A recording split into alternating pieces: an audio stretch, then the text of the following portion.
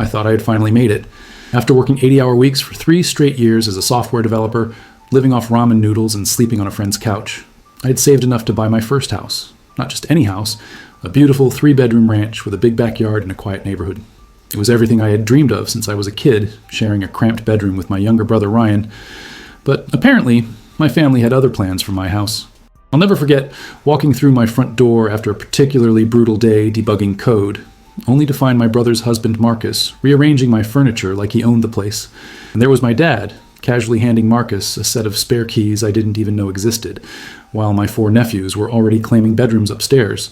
"Oh good, you're home," Marcus said with that fake smile of his. "We were just getting the kids settled in. Your dad explained everything." Explained what, exactly? That I had apparently agreed to hand over the house I'd worked myself to the bone for? That my 3 years of sacrifice meant nothing because I'm single and don't really need all this space? That was the moment I realized my family didn't see me as David, the guy who pulled himself up from nothing. They saw me as a resource to be exploited whenever Ryan's growing family needed something bigger and better. What happened next would destroy my relationship with my family forever. But honestly, it was the best thing that ever happened to me. Let me tell you how my own blood tried to steal my house and how I fought back. To understand how my family thought they could just take my house, you need to know the players in this twisted game. And trust me, it's been going on a lot longer than just this incident. First, there's me, David. I'm 28, single, and I've been coding since I was 14. While other kids were playing video games, I was building them. I taught myself programming languages the way other people learn to play guitar. By the time I graduated high school, I already knew I wanted to work in tech and get the hell out of my small hometown. Then there's my younger brother Ryan. He's 25, married to Marcus, and they have 4 adopted kids ranging from ages 3 to 8. Now, don't get me wrong, I respect what they've done. Taking in kids who needed homes is admirable, but Ryan has always been the type to bite off more than he can chew and then expect everyone else to help him swallow. Ryan came out when he was 16, and while our parents handled it well, they also started treating him like he was made of glass. Every challenge became a family emergency. Every setback required immediate intervention from mom and dad. When he dropped out of college after 1 semester, they just shrugged and said, "College isn't for everyone." When I struggled with calculus, I was told to figure it out or fail. Marcus is Ryan's husband of 3 years, and he's complicated. He's 26, good-looking, and has this way of making everything about him while somehow appearing to be the victim. He's a stay-at-home dad, which is fine, but he acts like he's running a Fortune 500 company instead of managing household chores. He has opinions about everything, and isn't shy about sharing them, especially when it comes to how other people should spend their money.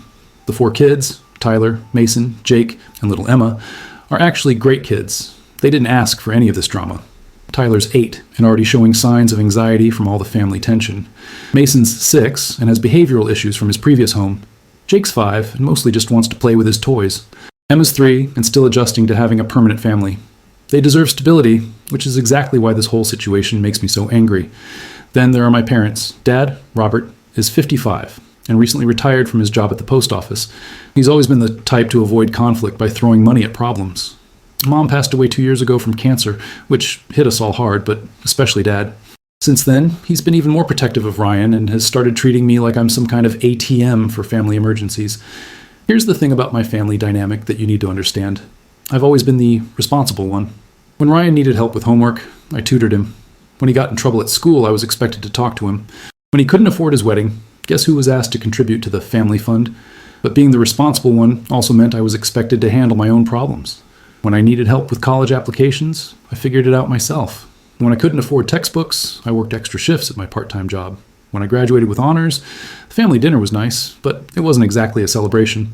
The house situation started about 6 months ago when I finally saved enough for a down payment. I'd been living in a tiny studio apartment, driving a 15-year-old Honda, and eating more pasta than any human should consume, all to save money. When I found this 3-bedroom ranch for $180,000, a steal in today's market because it needed some cosmetic work, I jumped on it. The house is perfect for me. It's got a home office where I can work remotely, a garage for my woodworking hobby, and a big backyard where I'm planning to build a deck. It's in a quiet neighborhood with good schools, which I thought might be nice if I ever settle down and have kids of my own someday, but apparently my family saw it differently.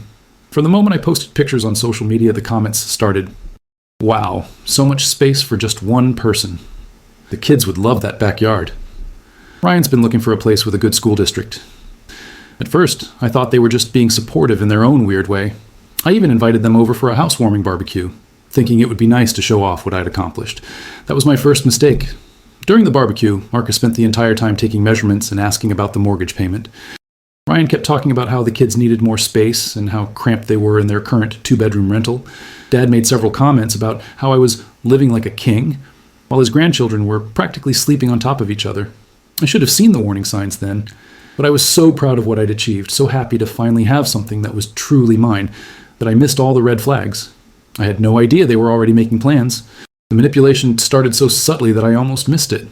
Looking back now, I can see exactly how they orchestrated the whole thing, but at the time, it just felt like family being, well, family. It began with Ryan calling me about 2 weeks after the housewarming barbecue. He sounded stressed, which wasn't unusual. Managing 4 kids while Marcus dealt with what he called his creative projects, aka browsing Pinterest all day, was genuinely challenging. "Hey David, I hate to ask, but could we crash at your place this weekend? Our landlord is having the carpets cleaned and the fumes are too strong for the kids." Of course, I said yes. They're family, and those kids didn't deserve to suffer because of some carpet cleaning chemicals. But what was supposed to be one weekend turned into them showing up every other weekend for various reasons. The water heater broke, Marcus had a migraine and needed quiet. The upstairs neighbors were too loud. Each time they stayed, I noticed small changes. Marcus would rearrange my kitchen to make it more functional for cooking family meals. Ryan would move furniture around so the kids have more space to play. They started leaving toys, clothes, and even groceries behind, claiming they'd pick them up next time. But the real red flag should have been the way they talked about my house when they thought I wasn't listening. I was in my home office one Saturday morning, working on a freelance project to help pay down my mortgage faster, when I overheard Marcus and Ryan in the kitchen. "This place is wasted on him," Marcus said, his voice carrying that particular tone he used when he was building up to something. 3 bedrooms for one person? It's almost selfish." "I know," Ryan replied. "And did you see how much he's paying in mortgage? We could totally afford that if we split it with him." "Split it?" Marcus laughed. "Honey, your brother makes 3 times what we do. He should be helping us out, not the other way around, especially after everything your family has done for him over the years." I nearly choked on my coffee. Everything my family had done for me? Like what exactly? Expecting me to solve my own problems while bailing Ryan out of every mess he'd ever made? But it got worse. "You know what your dad said last week?" Marcus continued. "David's never going to get married. He's too focused on work, too set in his ways. This house is just going to sit here, empty rooms collecting dust, while our kids are sharing bedrooms and can't even have friends over because there's no space."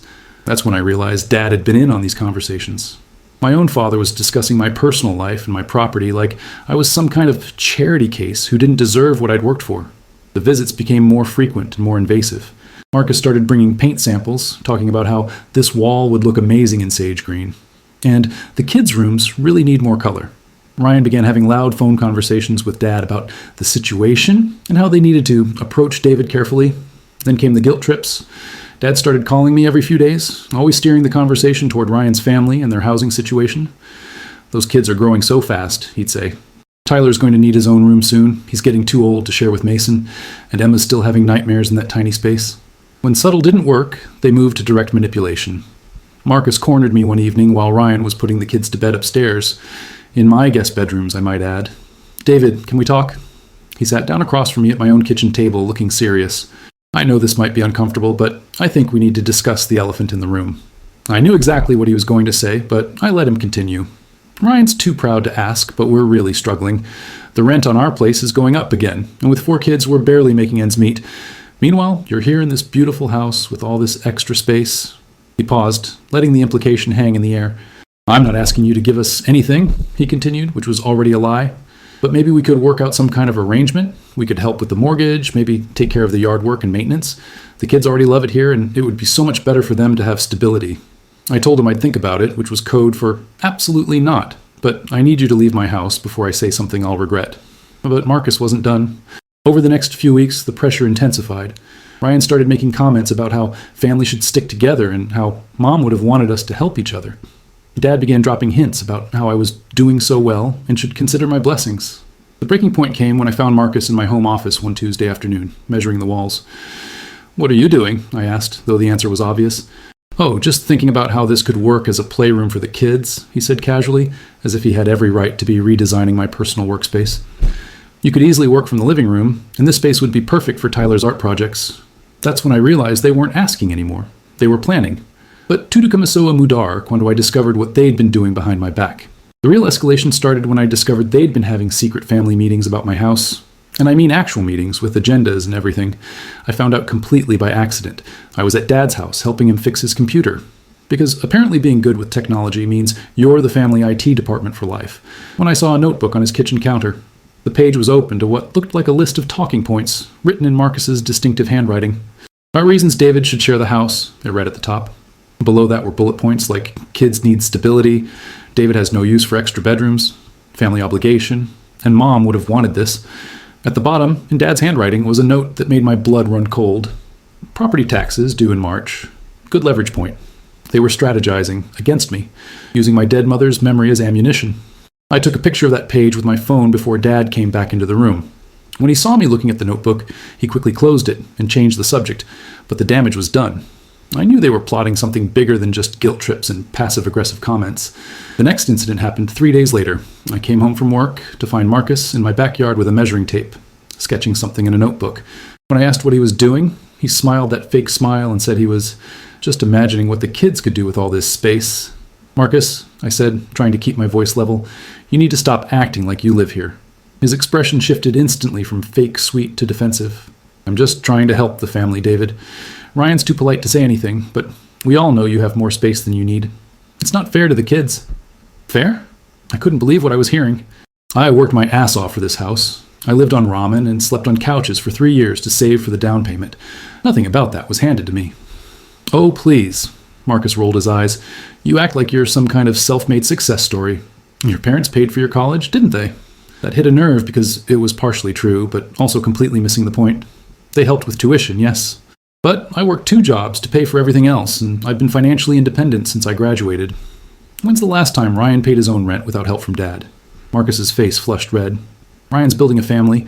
He's contributing to society by raising 4 children who needed homes. What are you contributing? You sit in that house alone every night, hoarding space that could be changing kids' lives. The manipulation was so blatant it was almost impressive. Almost. "Get off my property," I said quietly. "And don't come back unless you're invited." But Marcus wasn't done.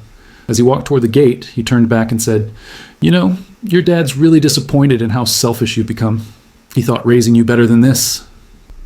That night, Dad called me, not to apologize for his husband's behavior, but to lecture me about family values and thinking beyond myself.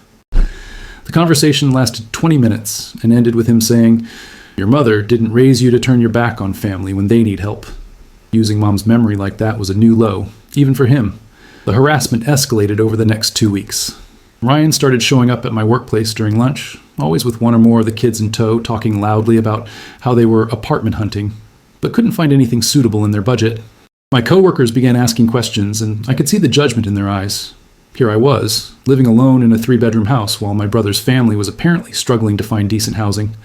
Marcus began a social media campaign that was so subtle it was almost brilliant. He'd post pictures of the kids in cramped spaces with captions like, "Making the most of our cozy little home," and "Grateful for what we have, even when it's tight." Then he'd tag me in comments about how some people are so blessed with space and how family should always come first. The posts got likes and sympathetic comments from relatives I barely talked to. Suddenly, I was getting calls from aunts and cousins asking why I wasn't helping Ryan out and suggesting that I was being selfish with my big empty house. But the real escalation came when they started involving the kids directly. Tyler, the 8-year-old, started asking me questions during their visits. "Uncle David, why can't we live here with you? Daddy Marcus says you have too many rooms for just one person. And Papa Ryan says you don't want us around anymore." Is that true? It was emotional manipulation at its worst, using innocent kids as weapons. I tried to explain to Tyler that it wasn't about not wanting them around, but that this was my home, and they had their own home. But how do you explain complex adult dynamics to an 8-year-old who just wants stability? The breaking point came during what I thought was going to be a normal family dinner at Dad's house. I should have known something was up when Marcus insisted on cooking. He never cooked, unless he was trying to butter someone up. Halfway through the meal, Dad cleared his throat and said, "David, we need to talk about the housing situation." "What housing situation?" I asked, though I knew exactly what he meant. "Ryan's lease is up next month," Dad continued, "and their rent is increasing by $400. They can't afford it, and frankly, I think it's time for this family to start acting like a family." Marcus jumped in immediately. "We've been thinking about this a lot, and it just makes sense. You have 3 bedrooms sitting empty while 4 kids are crammed into 2 small rooms. We could split the mortgage payment, help with utilities, take care of maintenance. We could even pay you rent," Ryan added quickly, though his tone suggested this was a huge concession on their part. I looked around the table at their expectant faces. They'd clearly rehearsed this. "No," I said simply. The silence that followed was deafening. "No?" Dad repeated, as if he hadn't heard correctly.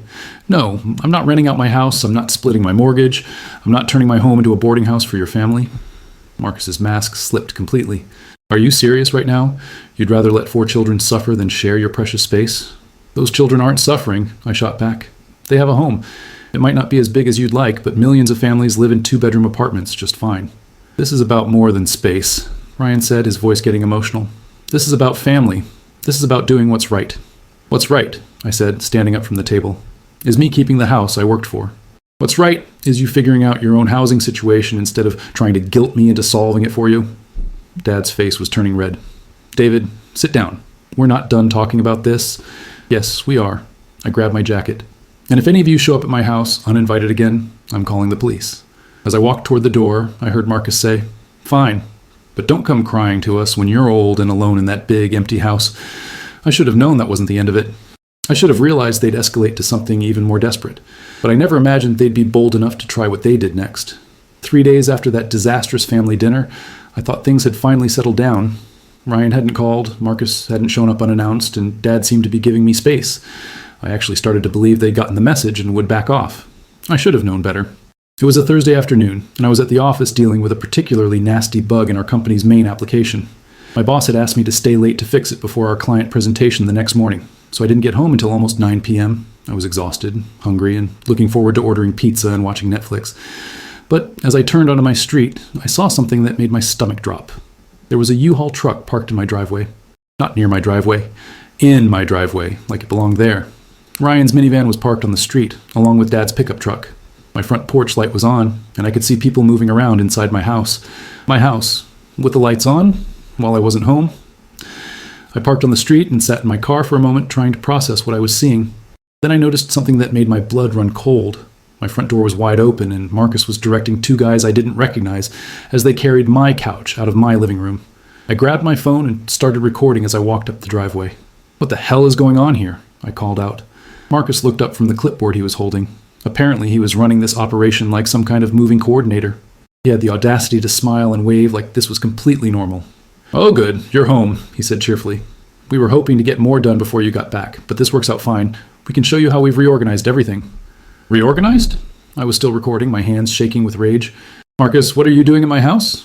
"Well, since you were being so stubborn about the whole arrangement, we decided to just go ahead and make it work," he said, like he was explaining something obvious to a child. "Ryan's lease was up today anyway, and we couldn't afford the new rent, so your dad gave us his spare key and we started moving in." I looked around wildly. The 2 strangers were now carrying boxes labeled Tyler's room toward my house. Through the open door, I could see that someone had already rearranged my living room furniture and hung up family photos that definitely weren't mine. "Where's Ryan?" I demanded. "He's upstairs getting the kids settled in their new bedrooms," Marcus replied. "Tyler's so excited to finally have his own space, and Emma loves the room with the princess wallpaper." "Princess wallpaper?" I didn't have princess wallpaper, which meant, "Did you redecorate my house?" I asked, my voice dangerously quiet. "Just the kids' rooms," Marcus said dismissively. "Don't worry, we saved all your stuff. It's in the garage. Well, most of it. Some of it we donated because, honestly, your taste in furniture is pretty bland." They had moved my belongings to the garage. They had donated my furniture. They had redecorated my house and moved their kids into my bedrooms. I was so angry I could barely speak, but I kept recording. "Marcus, I want you and your family out of my house. Now." He laughed. Actually laughed. "David, be reasonable. We're already moved in. The kids are exhausted from the big day, and Tyler has school tomorrow. You can't just kick us out now. Watch me." I pulled out my phone to call the police, but Marcus quickly stepped closer. "Before you do anything dramatic," he said, his voice taking on that manipulative tone I'd grown to hate, "you should know that your dad has been helping us with this transition. He thinks it's the right thing to do for the family." As if summoned by his name, Dad appeared in my doorway. He looked uncomfortable, but not apologetic. "David," he said, walking down the porch steps toward me. "I know this is a surprise, but—" "A surprise?" I interrupted. "Dad, they broke into my house." "Nobody broke in," he said defensively. "I gave them my spare key, the one you gave me for emergencies." "This isn't an emergency. This is theft." "Now hold on." Dad's voice was getting stern, the way it used to when I was a kid and he was about to lecture me. "This family needs to start acting like a family. Your brother's lease was up, they had nowhere else to go, and you have plenty of space. Sometimes we have to make sacrifices for the people we love." "Sacrifices?" I was practically shouting now. What sacrifice are you making, Dad? What sacrifice is Marcus making? I'm the only one being asked to sacrifice anything. Ryan appeared in the doorway, holding little Emma, who was rubbing her eyes sleepily. The other 3 kids crowded behind him, looking confused and scared by all the yelling. David, please, Ryan said, his voice soft and pleading. The kids are scared. Can we just talk about this calmly? And there it was. The manipulation I should have seen coming. Suddenly I was the bad guy for being upset that they'd invaded my home because my anger was scaring the children they'd deliberately put in the middle of this situation. Ryan, get your family out of my house, I said, trying to keep my voice level for the kids' sake. Where are we supposed to go? Marcus demanded, his fake sweetness completely gone now. We don't have anywhere else. Our lease is up, we can't afford the new rent, and your dad said this was all arranged. That's not my problem. It is your problem. Marcus was getting louder, more dramatic. We're family. You can't just abandon family when they need help. I'm not abandoning anyone. I'm protecting my home from people who think they can just take whatever they want. That's when Dad stepped between us, his face red with anger. David, that's enough. I raised you better than this. Your mother would be ashamed of how selfish you've become. Using Mom's memory again. That was the last straw. Don't you dare, I said, my voice shaking with rage. Don't you dare use Mom to justify this. Mom worked 2 jobs to help pay for this house when I was growing up. She understood what it meant to work for something. She would never have supported you stealing from one son to give to another. We're not stealing, Ryan protested. We're trying to work out a family arrangement. By moving into my house without my permission, by redecorating my rooms and throwing away my furniture, by giving away my spare key like you own the place. I looked around at all of them. Dad with his stubborn, self-righteous expression, Marcus with his victim complex and crocodile tears starting to form, Ryan holding Emma like a human shield, the other kids looking terrified and confused. Here's what's going to happen, I said, still recording everything. You're going to pack up everything you brought here. You're going to move my furniture back where it belongs. And you're going to get out of my house. Tonight.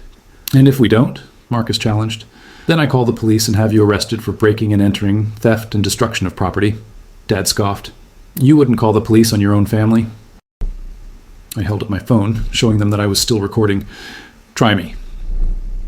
The silence that followed was thick with tension. I could see them all looking at each other, trying to figure out if I was bluffing. I wasn't. You have 1 hour, I said. After that, I'm making the call. Marcus's face crumpled into tears. Real or fake, I couldn't tell anymore. David, please. The kids have nowhere to go. It's late. They're tired. Emma's already asleep. You should have thought about that before you decided to invade my home. Ryan stepped forward, still holding Emma. What if we just stay tonight? Just one night, and we'll figure something else out tomorrow. No. David, no. I was done negotiating. You made your choice when you decided to move in without asking. Now you get to live with the consequences. That's when Marcus completely lost it. Fine, he screamed, startling Emma awake. Fine. You want to be a selfish bastard? You want to put your precious house before your family? Then we'll leave. But don't expect us to ever forgive you for this. He stormed into the house, yelling for the movers to start loading everything back into the truck. Ryan followed, trying to calm the crying kids. Dad stood there for a moment longer, looking at me like I was a stranger. I don't know what happened to you, he said quietly, but this isn't the son I raised. You're right, I replied. The son you raised would have let you walk all over him, but I'm not that person anymore. As I watched them pack up their belongings and load them back into the U-Haul, I felt something I hadn't expected. Relief. For the first time in months, I felt like I could breathe again. The aftermath of that night was swift and brutal, but not in the way I expected. It took them almost 3 hours to pack everything back up and restore my house to something resembling its original state. 3 hours of Marcus dramatically sighing every few minutes, Ryan trying to keep the kids calm while they cried about leaving their new rooms, and Dad shooting me disappointed looks like I was the villain in this story. The movers they'd hired, who turned out to be just 2 guys with a truck that Marcus found on Craigslist, kept asking who was going to pay them. Apparently, the plan had been for me to cover the moving costs once I came to my senses about the living arrangement. When I made it clear that wasn't happening, Dad grudgingly pulled out his credit card, muttering about family expenses, loud enough for me to hear. By midnight, they were finally gone.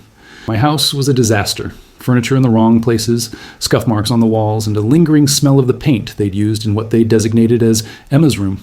But it was mine again. I spent the next day cleaning and putting everything back where it belonged. That's when I discovered the full extent of what they'd done. They hadn't just moved in, they'd made themselves completely at home. Marcus had reorganized my entire kitchen, throwing away food he deemed unhealthy. and replacing my coffee maker with some expensive organic juice machine. They'd installed a baby gate at the top of my stairs and child-proofed my cabinets. There were toys everywhere, kids' clothes in my dresser drawers, and someone had programmed my TV to block inappropriate channels. The worst part was finding the list of house rules that Marcus had taped to my refrigerator. Things like no loud music after 8 p.m., all guests must be approved by family vote, and David's work hours, 9-5 only, family time is sacred. They'd planned to control every aspect of my life in my own home. But the real consequences started the next morning when my phone began ringing. The first call was from my Aunt Linda, Dad's sister. "David, your father told me what happened last night. How could you throw those children out on the street?" Before I could explain that they weren't on the street, Dad had taken them to a hotel and was helping them find a new apartment, she'd hung up on me. Then came Uncle Mike, Cousin Sarah, and my grandmother. One by one, my extended family called to express their disappointment in my selfishness. It was clear that Dad, Ryan, and Marcus had been working the phones all morning, spinning their version of events. According to their story, I had promised to let them live with me, then changed my mind at the last minute and kicked them out in the middle of the night for no reason. They conveniently left out the part about breaking into my house, redecorating without permission, and trying to take over my entire life. But here's what they didn't count on. I had video evidence of everything. That evening I sat down and edited together the footage I'd taken on my phone. Nothing fancy. Just a clear timeline of what had actually happened, with timestamps and my own narration explaining the context. I posted it to social media with a simple caption. "Since there seems to be some confusion about what happened last night, here's the actual story." The response was immediate and overwhelming. Within hours, I had dozens of comments from friends, co-workers, and even some family members who hadn't heard Dad's version yet. The support was incredible. People were outraged on my behalf, calling Marcus's behavior psychotic and Dad's actions enabling at best, criminal at worst. But the most important response came from my cousin Jake, Uncle Mike's son, who's a lawyer. "David," he wrote in a private message, "what they did was illegal. Breaking and entering, theft, destruction of property. You could press charges if you wanted to. Do you have documentation of the damages?" I did. I'd taken photos of everything, the donated furniture, the redecorated rooms, the house rules list, all of it. Jake offered to help me file a police report if I decided to go that route. I thought about it seriously. Part of me wanted to see Marcus face consequences for his manipulative behavior. Part of me wanted Dad to understand that actions have real-world repercussions. But ultimately, I decided against it. Not because I forgave them, but because I realized something important. I didn't need their punishment to feel vindicated. I had my house back. I had evidence of what really happened, and I had the support of people who actually mattered. The family, however, was permanently fractured. Dad stopped speaking to me entirely after my video went viral in our family circle. Ryan sent me one text message. "I hope you're happy. The kids ask about Uncle David every day, and I don't know what to tell them." I felt bad about the kids. They really were innocent in all this. But I also knew that staying in that toxic dynamic wouldn't have helped them in the long run. Children need stability, yes, but they also need to see adults setting healthy boundaries and standing up for themselves. Marcus, predictably, tried to play the victim on social media for a few more weeks. He posted vague status updates about family betrayal and learning who your real friends are. But without Dad and Ryan actively supporting his narrative and with my video evidence circulating, his pity party fell flat pretty quickly. The most unexpected consequence came from my extended family. While some of them initially bought into Dad's story, many others reached out to me privately after seeing the video. Apparently, Marcus's behavior hadn't gone unnoticed at family gatherings over the years, and several relatives admitted they'd been waiting for someone to finally call him out. My cousin Sarah, who I'd barely spoken to since high school, sent me a long message about her own experiences with Marcus's manipulation tactics. "He tried the same guilt trip on us last Christmas," she wrote, demanding we change our dinner plans because the kids needed to eat earlier. When we didn't accommodate him, he threw a tantrum and left early, making sure everyone knew it was our fault. 3 weeks after the incident, I got a call from Ryan. Not to apologize, but to ask if I'd be willing to help them with a security deposit on a new apartment. I hung up without answering. Some bridges, once burned, aren't worth rebuilding. Capítulo 7, Reflexão, et lições. In the weeks that followed, I had a lot of time to think about what had happened and what it all meant. The quiet in my house, the same quiet that Marcus had called wasteful and selfish, became my sanctuary for reflection. The first thing I realized was how long I'd been living under the weight of their expectations without even knowing it. For years, I'd been the family's unofficial problem solver, the one who was expected to have his life together so he could help everyone else with theirs. But somewhere along the way, helping family had morphed into sacrificing everything for family, and I'd been too conditioned to notice the difference. Growing up, I'd internalized the message that my needs came second. When Ryan needed help with homework, I tutored him instead of doing my own projects. When he got in trouble, I was expected to talk sense into him. When he made poor financial decisions, the family looked to me to help bail him out. It was so gradual, so normalized, that I thought it was just what being a responsible older brother meant. But this house situation forced me to confront an uncomfortable truth. I had been enabling their dysfunction for years. Every time I'd helped Ryan out of a financial jam, I'd made it easier for him to make poor decisions again. Every time I'd smoothed things over when Marcus created drama, I'd reinforced his belief that his behavior was acceptable. Every time I'd quietly accepted Dad's favoritism, I'd given him permission to continue treating me as less important than my brother. The hardest lesson was realizing that my desire to keep the peace had actually been making things worse. I thought I was being mature by not rocking the boat, but I was actually teaching them that my boundaries didn't matter. I was showing them that if they applied enough pressure, guilt, manipulation, family obligation, I would eventually cave. Marcus's comment about me being too set in my ways to get married really stuck with me. At first, it hurt because it felt like an attack on my personal life, but the more I thought about it, the more I realized he was accidentally right about something. I was set in my ways. I was set in the way of working hard for what I wanted. I was set in the way of taking responsibility for my own life. I was set in the way of not expecting other people to solve my problems for me. And you know what? Those aren't bad ways to be set. The whole experience taught me that there's a difference between being family-oriented and being a doormat. Real family support should be reciprocal. It should involve respect for boundaries. It should never require you to sacrifice your own well-being or financial security to enable someone else's poor choices. I also learned something important about manipulation tactics. Marcus was a master at making his wants sound like moral imperatives. The kids need space became, you're depriving children. We can't afford rent became, you're abandoning family. You have extra bedrooms became, you're being selfish with resources. But here's the thing about manipulation. It only works if you accept the premise that you're responsible for other people's problems. Once I rejected that premise, once I accepted that Ryan and Marcus's housing situation was their responsibility to solve, all of Marcus's guilt trips lost their power. The video I posted wasn't just about clearing my name, though that was important. It was about refusing to let them control the narrative. For too long, I let them define what good family behavior looked like, and their definition always seemed to involve me giving up something I'd worked for. One of the most valuable lessons came from seeing how differently people reacted when they had all the facts versus when they only heard one side of the story. The relatives who initially criticized me based on Dad's version completely changed their tune after seeing the video evidence. It reinforced something I'd suspected but never fully understood. Most people want to be fair, but they can only work with the information they have. That's why documentation matters. That's why standing up for yourself in the moment matters. That's why refusing to be gaslit matters. But perhaps the most important thing I learned was about the difference between loneliness and solitude. Marcus had tried to weaponize my single status, suggesting that my empty house was somehow proof that I was missing out on what really mattered in life. The truth is, I love my quiet house. I love being able to work late without worrying about disturbing anyone.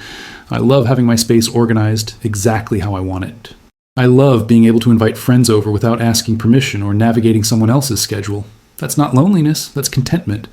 And if I do decide to share my space with someone someday, it'll be because I choose to, not because someone guilt-tripped me into it. The most liberating realization of all was this. I don't owe anyone access to my life, my home, or my resources just because we share DNA. Family is supposed to be about love, support, and mutual respect. What I had with Dad, Ryan, and Marcus wasn't family. It was a toxic dynamic disguised as family obligation, and I was finally free of it. 6 months have passed since that chaotic night when I found my family trying to steal my house, and I can honestly say it was the best thing that ever happened to me. Not the attempted theft itself, obviously, but the clarity it gave me about who these people really were and what I was willing to tolerate in my life. My house has never felt more like home. I finished the renovations I'd been planning, painted the living room that deep blue I'd always wanted, installed hardwood floors in the bedrooms, and built that deck in the backyard I'd been dreaming about. Every change I made was my choice, based on my preferences, without having to consider anyone else's opinions or needs. The guest bedroom that Marcus had designated as Tyler's room is now my home gym. The room he'd planned for Emma is my library and reading nook. The space he'd wanted to convert into a playroom is still my office, where I've been working on some freelance projects that have significantly boosted my income. I've also started dating someone, Sarah, a graphic designer I met through work. She's independent, funny, and has her own place that she's equally protective of. When I told her the whole story about my family, her response was perfect. Good for you for standing up for yourself. Anyone who would try to steal your house doesn't deserve access to your life.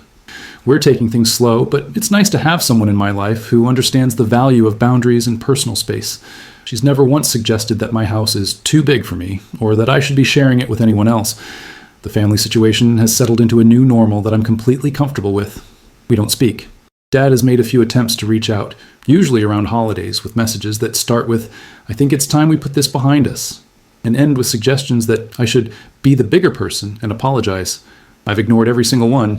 Being the bigger person doesn't mean accepting abuse or pretending that what they did was okay. Ryan sent me a Christmas card with a photo of the kids and a note saying they were doing well in their new apartment, and that the kids miss Uncle David. I felt a pang of sadness about the kids. They really are innocent in all this, but I also know that maintaining a relationship with them would mean accepting Ryan and Marcus back into my life, and that's not happening. Marcus, predictably, has moved on to new targets. According to my cousin Sarah, who keeps me updated on family gossip, he's now trying to convince Ryan's in-laws to let them move into their basement temporarily while they save for a bigger place. Some people never learn. The most satisfying update came from my cousin Jake, the lawyer. Apparently, Dad has been struggling financially since taking on Ryan's family's expenses. Between helping with their security deposit, covering their moving costs, and supplementing their rent when Ryan's hours get cut, Dad has burned through most of his retirement savings. Jake mentioned that Dad has been asking relatives for loans to help with family emergencies. I feel no sympathy. He made his choice about which son's financial well-being mattered more to him. The extended family has largely split into two camps. Those who support my decision to cut contact, and those who think I should forgive and forget for the sake of family unity. I'm fine with that division. The relatives who matter, the ones who respect boundaries and understand that family doesn't give you a free pass to treat people badly, are still in my life. The others weren't adding much value anyway. I've also learned something important about chosen family versus biological family. My real support system consists of friends like Tom, my old roommate who let me crash on his couch when I was saving for the house, colleagues like Jennifer, who covered for me at work during the worst of the family drama, and neighbors like Mrs. Chen, who brought me cookies after she heard shouting from my house that night and wanted to make sure I was okay. These are people who show up for me without expecting anything in return, who respect my choices even when they don't fully understand them, and who celebrate my successes instead of trying to figure out how to benefit from them. Looking back, I realized that night wasn't just about defending my house, it was about defending my right to live my life on my own terms. For too long, I'd been living according to other people's expectations and definitions of what my life should look like. Now, I wake up every morning in my too big house, drink coffee in my wasteful kitchen, and work in my unnecessary home office, and I'm genuinely happy. I'm building the life I want, not the life other people think I should want. To anyone dealing with similar family manipulation, you don't owe anyone your house, your money, your time, or your peace of mind, just because you share DNA. Setting boundaries isn't selfish, it's necessary. And sometimes the best thing you can do for yourself is to let toxic people remove themselves from your life. Trust me, the quiet is worth it.